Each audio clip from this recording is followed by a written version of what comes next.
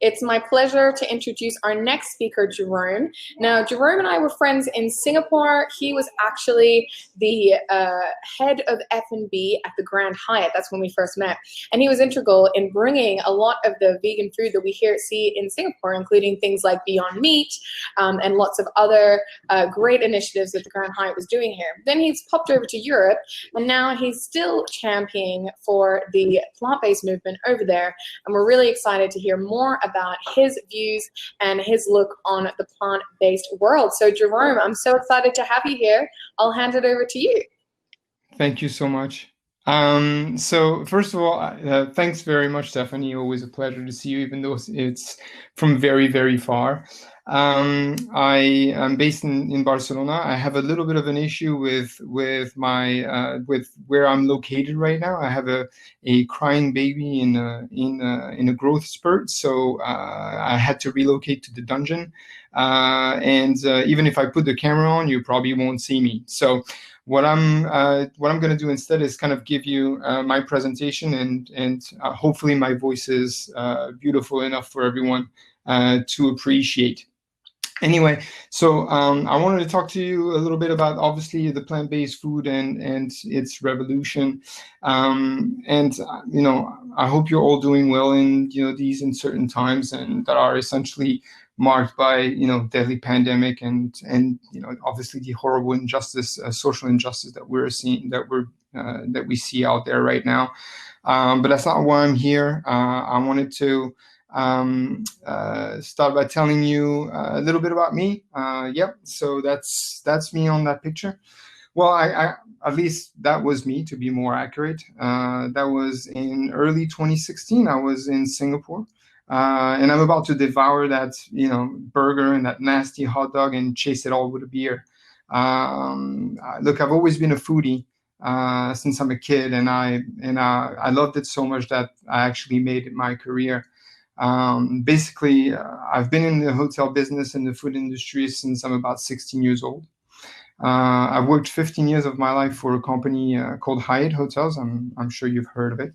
That gave me the opportunity to travel and work around the world. So I lived in places such as New York, Los Angeles, Dubai, Shenzhen in China. And in 2014, I landed in Singapore, where I was the director of food and beverage at the Grand Hyatt. And it's in Singapore that my life essentially changed forever. At the end of that same year, where I'm on the picture, so at the end of 2016, I essentially was bored at home on a day off and watching documentaries about food, of course. What else? And I fell upon that one in particular that made me question just about everything I knew up until then. It's then that, I'm sure you've heard of it, right? It's Cowspiracy. It's then that I essentially learned about, the horrific effects of that burger and the sausage that I'm about to eat on that picture, and what the effect that they have on the planet and that they had on my health. So what I learned on that day was that raising livestock was for food produces more greenhouse gases emission than the entire transportation sector. That animal agriculture is responsible for 91% of the Amazon deforestation, that 75% of the world's fisheries are depleted, and 28 billion sea animals are slaughtered for our consumption every year, and that every kilogram of beef that I ever ate uses 26 years worth of one person's need of drinking water for the production. Well, needless to say, I couldn't believe that the food I ate was so harmful to the planet, and it really shook me to my core, which prompted me to wanting to know more. So I jumped on essentially what I would call research mode. And I found out that around the world, 30 million people die of chronic diseases every single year.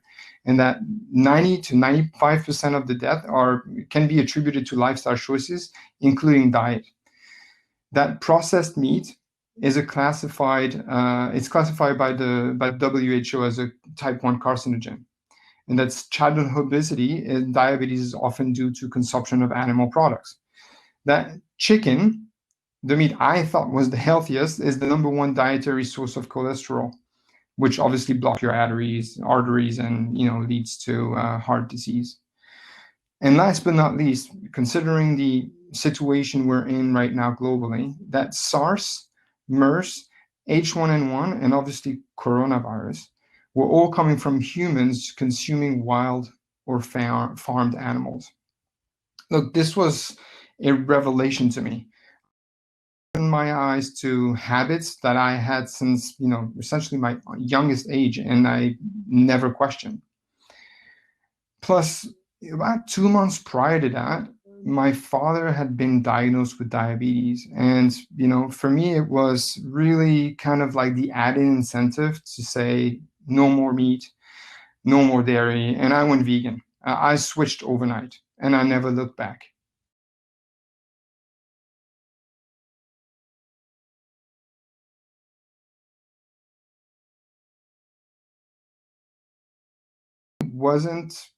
Essentially, I was far from being the only one to make that realization, and to either go cold turkey or substantially reducing animal product consumption. In fact, this movement was already seeing major growth in 2016, and had since become an international phenomenon that will only be further propelled by what's going on right now with COVID-19, and once we hopefully come to the realization of where it came from. So it's a rapidly growing movement. And I'm not just talking about veganism, but I'm rather the desire for the reduction of animal product consumption. And look, to each his own, right? Some decide to reduce consumption for health reasons. Others do it for environmental reasons, which was my case, and more often than not, actually, for the animals. The reality today is that overall 70% of the global population is trying to reduce their meat consumption. And studies have shown that in 2019, 95% of plant-based meat buyers, so the Beyond Burger, Impossible, and all these products that you probably have heard of, would characterize themselves as meat eaters. Which shows really a real desire to change from people that you really wouldn't expect to be interested at all. And there's a 20% increase in demand for plant-based food between 2018 and 2019. And it looks like this demand is even growing further between 2019 and 2020, obviously exacerbated by the health crisis we're currently living. The future looks to be following a very similar path. There will be a 20% increase in sales of fruit and vegetables by 2021, which is very exciting to me because obviously that's all I eat. That by 2040, 60% of all the meat that's being produced will either be cultured or cultivated or plant-based. And finally, that the plant-based meat market will grow from about $15 billion today to $350 billion in 2040. So apart from the fact that it is a very promising market to get in for anyone interested in making a bit of money, it's also a very exciting time for the planet. I'm sure you've seen over the past couple of years, we've seen a lot of a number of celebrities adopting a plant-based diet or speaking about reducing their meat consumption. All right, so I need to increase the size of my slide. I'm not sure how to do that. So if there's a way I can do that, it'd be great. How about would this make a difference or not? I'm not sure. I'm hoping that it does.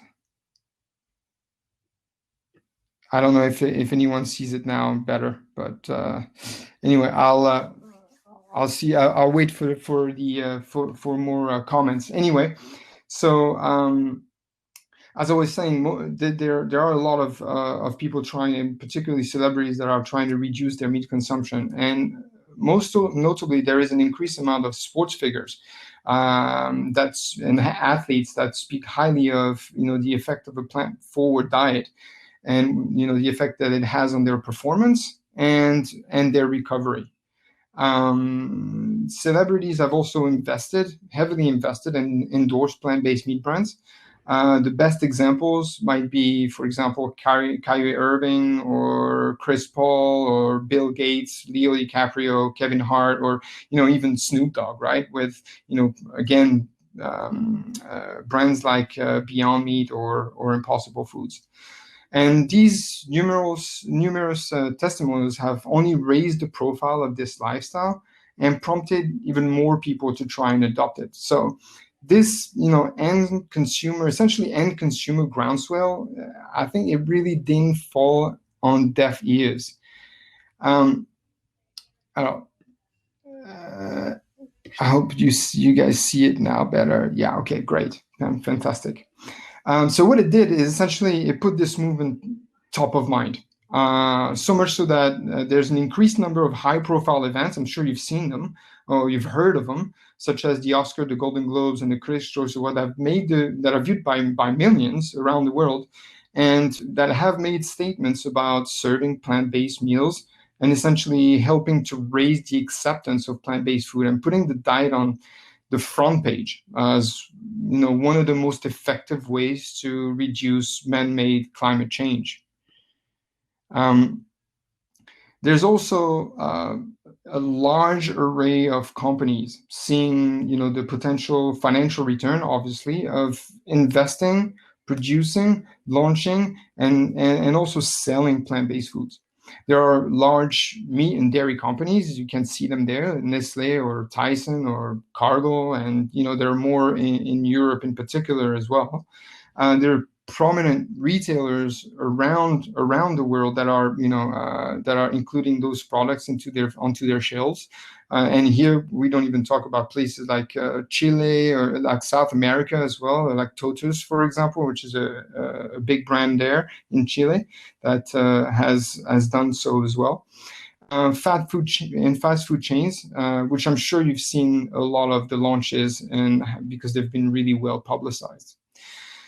To give you an example of how big it is, in 2019 in the US, plant-based products brands have received over $740 million in investment, right? That sounds like a lot.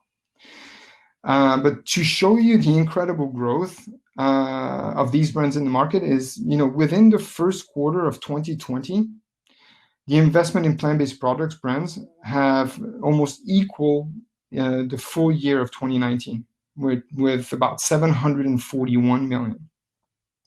But what I want to turn your attention to is a category of establishments that could really be the ones tipping the scale in the right direction. And that's the little square on the right, on the left, on the low end, on the right side. And that's the more traditional fine dining restaurants and luxury hotels who, despite their often, inflexible mindsets, they've also taken the plunge and adopted a more plant-forward approach, and even at times launching plant-based brands products, such as, again, the Beyond Just and all the big names, right? And you see places like Noma, for example, Estero de San Roca, which are, some of the top restaurants in the world, have really taken a plant-forward approach. And I really feel that this is the biggest victory because it really legitimizes the movement and the lifestyle for the present and the future. So the future I would hope the future be plant-based, but the future may not be 100% plant-based, but it'll definitely be mostly plant-forward. And this is really definitely not a short-lived trend, but a real shift in consumption. It seems to me it has been so far and will continue to be an end consumer-driven movement as we, as people, continue to demand for more and more consciously sourced products with the true traceability, right? However, I want to put forward a couple of points that I feel are obstacles that could delay this switch in consumption. The first one is the way the food industry looks at these products right now, right? The majority of, say, retailers and restaurateurs look at these products as essentially providing an offer to a specific demand. In other words, they take an approach that I would call kind of the one-for-one approach. So should a new product come on the market that better fits their needs, it would dethrone the existing product and essentially replace it. So they may focus on the financial benefits of having both animal-based and plant-based products rather than decide to see plant-based products as a full successor to the conventional product. So that's one of the problems that we're seeing, or one of the obstacles that we're seeing right now. The second is the way products are essentially produced and distributed. So we're currently seeing the shortcomings of the food system as we've known it. The pandemic that we're living right now has shown kind of the worst of this system. As you know, around the world, people go hungry due in large part to the often long transport heavy supply chains and kind of a real lack of local production. So I believe there is a dire need to take a locally grown and locally produced approach that would not only avoid the carbon footprint of shipping products across the world, but could also benefit local communities with obviously employment and economic development, etc. In other words, we have great brands out there, but if they're really, in my opinion, if they're really environmentally driven brands, use the same kind of old broken system to get their products to the consumers, I believe it might eventually hurt their reputation and potentially delay the switch. So there's a lot of positives to this, but I think we always need to keep in mind kind of the few obstacles that may be at play here.